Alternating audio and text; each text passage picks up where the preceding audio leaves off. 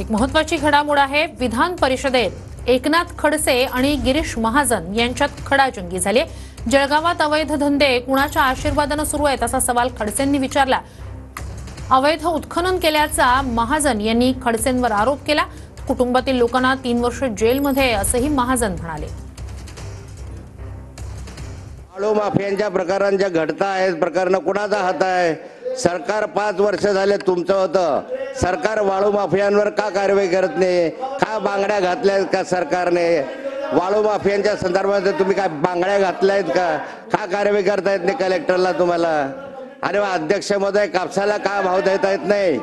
ज्यावेळेस मोठ्या मोठ्या घोषणा करतात तर कापसाला का सरकारला भाव देता येत नाही? आज कापसासाठी शेतकरी मरायला लागलेला आहे। ते खोटं बोलायचं हा? चाललं काय काय बरोबर चाललंय हा? तुम्ही काय म्हणजे रॉयल्ट्या चोरी करायच्या, रॉयल्टी मध्ये चोरी, स्टॅम्प ड्युटी चोरी, घरचे लोक बसतात 3-3 वर्ष जेलमध्ये बसले ना, अजून काय ते छाती टाकून नुसतं बडबड करायची हा? कोणामुळे? अहो चोऱ्या कोणी केल्या? चोऱ्या कोणी केल्या? तुझ्या घरामध्ये काय झालं? तुमच्या घरात काय झालं? पोराला का मारलं? का तोडगाळ केलं? का तोडगाळ केलं? सभागृह मी तर म्हटलं नार्को टेस्ट करा।